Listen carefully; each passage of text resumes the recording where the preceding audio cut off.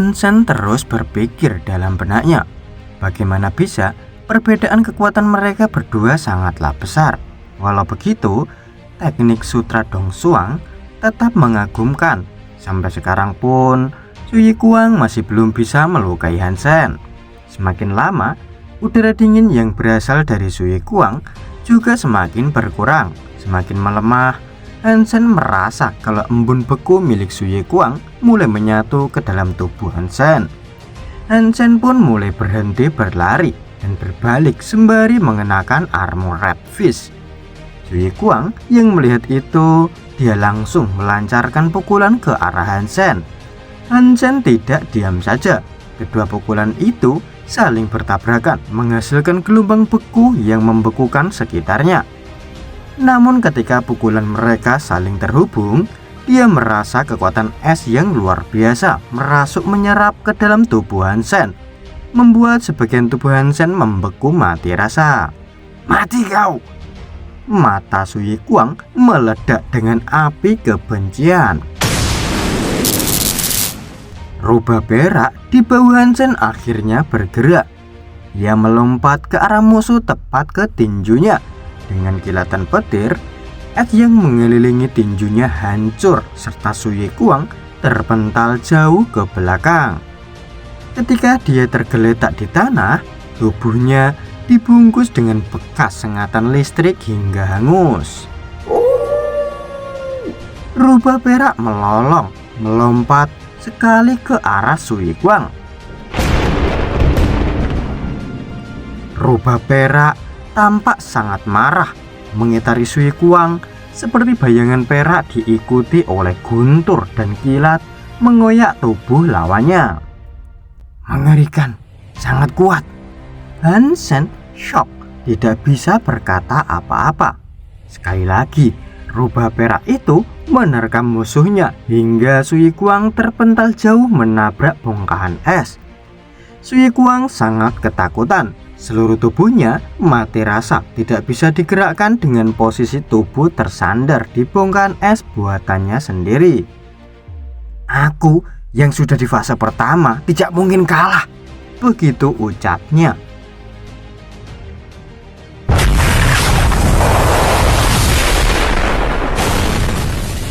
Saking dahsyatnya sembaran petir itu, Su Yikuang tidak bisa bereaksi.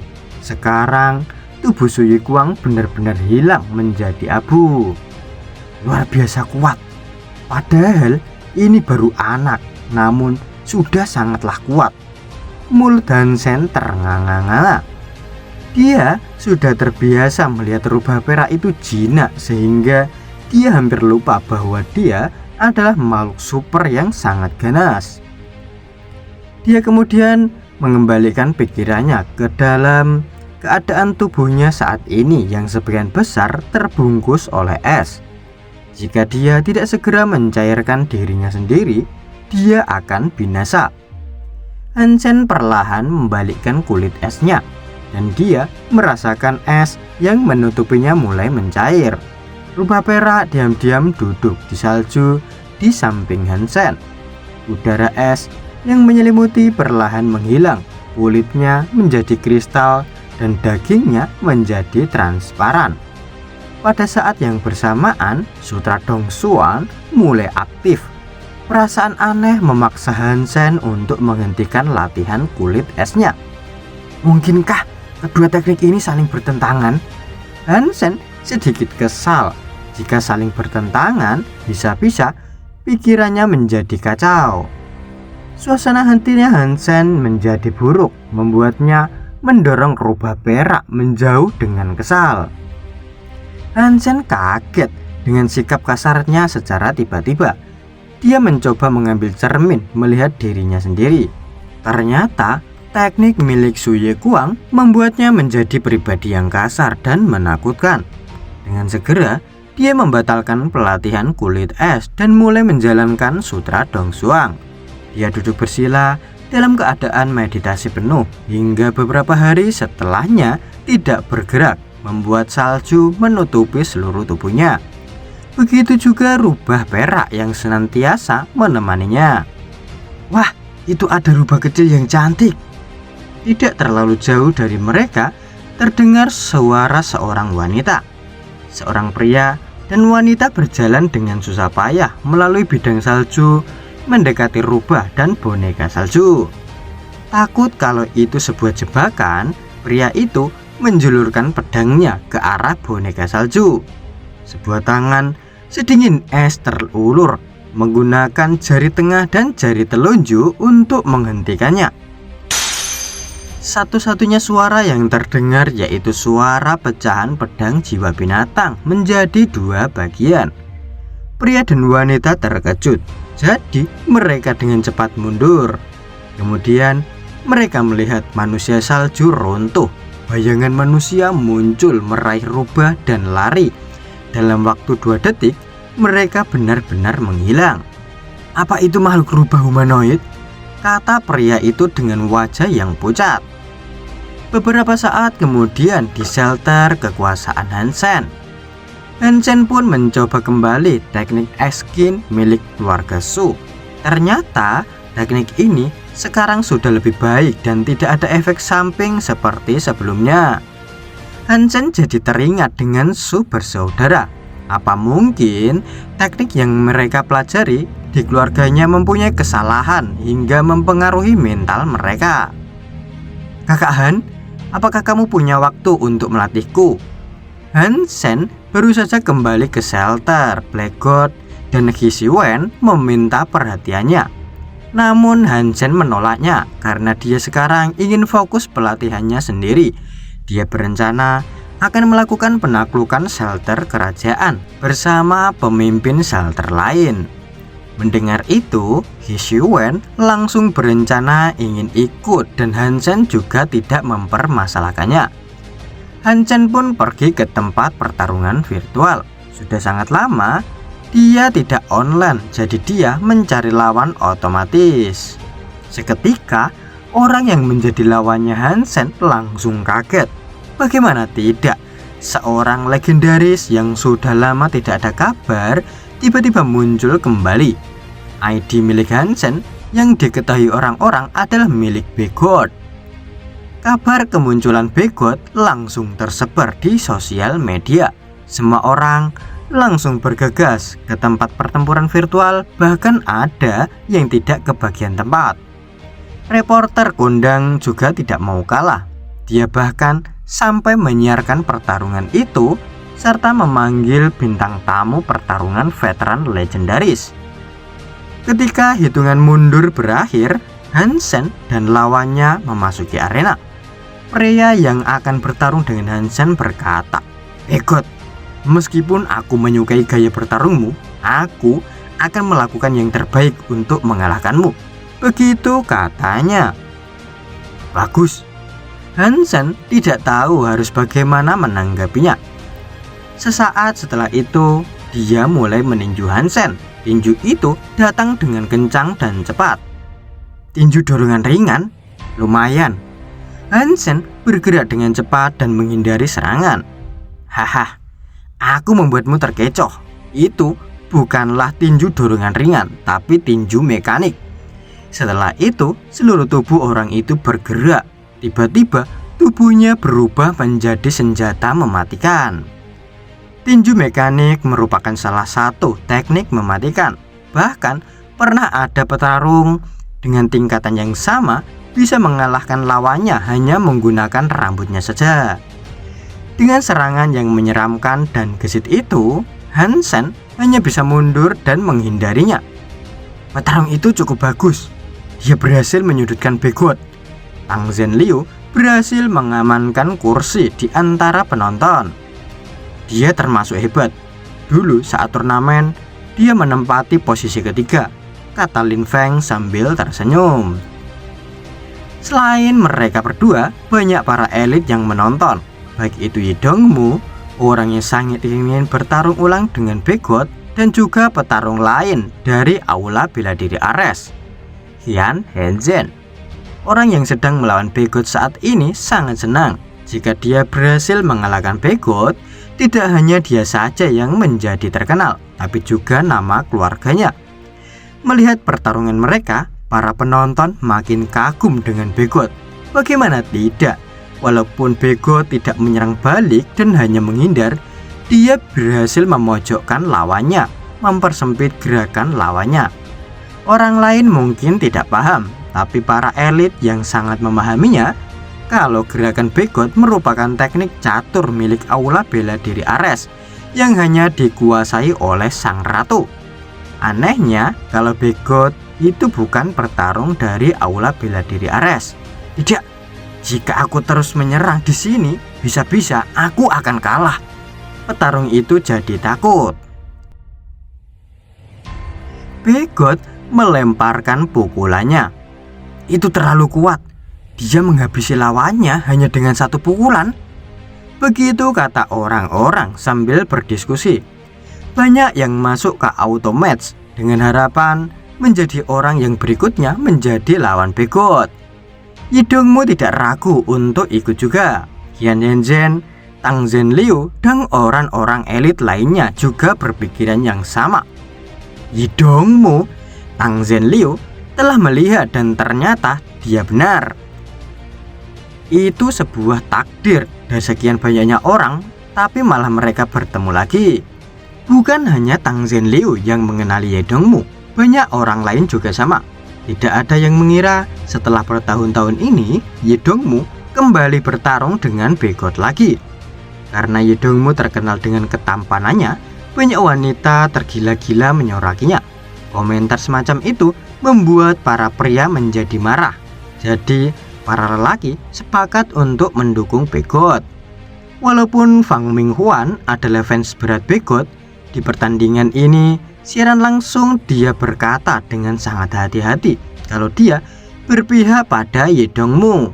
Bukan karena dia benar-benar berpihak pada Yi Dongmu, dia khawatir kalau dia berpihak pada Begot, para fans Yi Dongmu akan membencinya, membuatnya jadi susah mencari pasangan.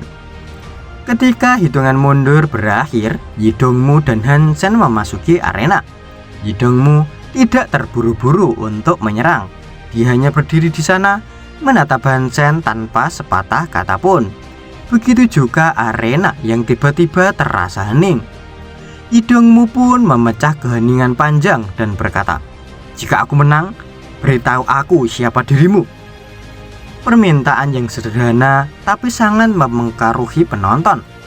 Sudah sejak lama mereka menebak identitas Begot, namun sampai sekarang tidak ada yang tahu pasti siapa itu Begot. Baik, Han Sen mengucapkan satu kata, tapi jeritan para penonton begitu meledak. Han Sen kemudian melanjutkan, "Tapi saya juga punya satu permintaan. Jika kau kalah, ini akan menjadi pertarungan terakhir kita." Begitu kata Han Sen. Setelah Yi Dongmu setuju, para penonton bersemangat. Yi Dongmu tidak berpikir panjang. Satu-satunya hasrat yang dia miliki adalah mengalahkan Begot. Yi Dongmu mencengkram belatinya terbalik seperti taring dan matanya menatap Han Sen dengan tenang. Dia tampak sangat santai, seolah-olah nafasnya telah mencapai ritme yang konstan dan tidak terputus. Di sisi lain tempat siaran, Fang Minghuan bersama sang legenda Tuan Long sambil mengamati pertandingan. Dia berkata kalau menilai kemampuan Yi Dongmu itu susah, karena semenjak dia kalah dari Begot terakhir kali, dia tidak ada kabar sama sekali. Beda dengan Begot yang sudah beberapa kali muncul di media sosial. Saat dia bertarung, dia menggunakan teknik catur milik Ares Martial Hall.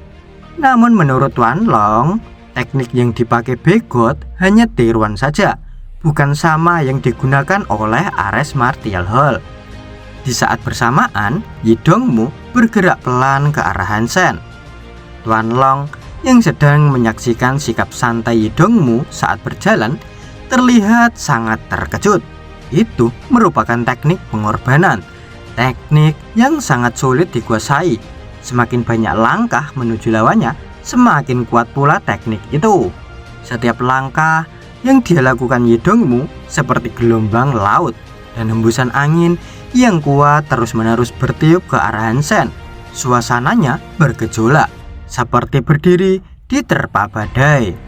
Ketika jarak antara kedua petarung ini hanya tersisa 2 langkah, Begot akhirnya bergerak, tapi dia tidak maju, sebaliknya dia malah mundur.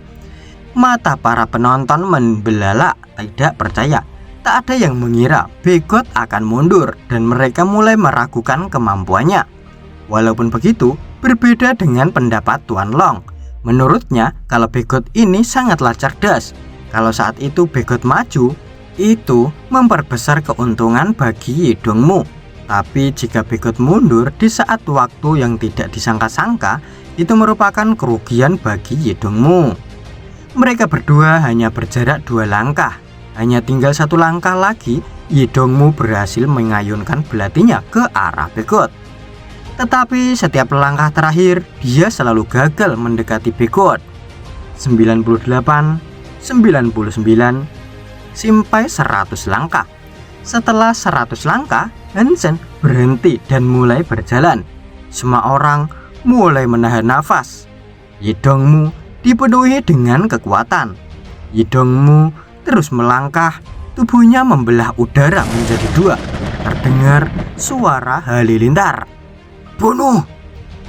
Pada langkah terakhir ini, Yi Dongmu mulai menggerakkan belati di tangannya.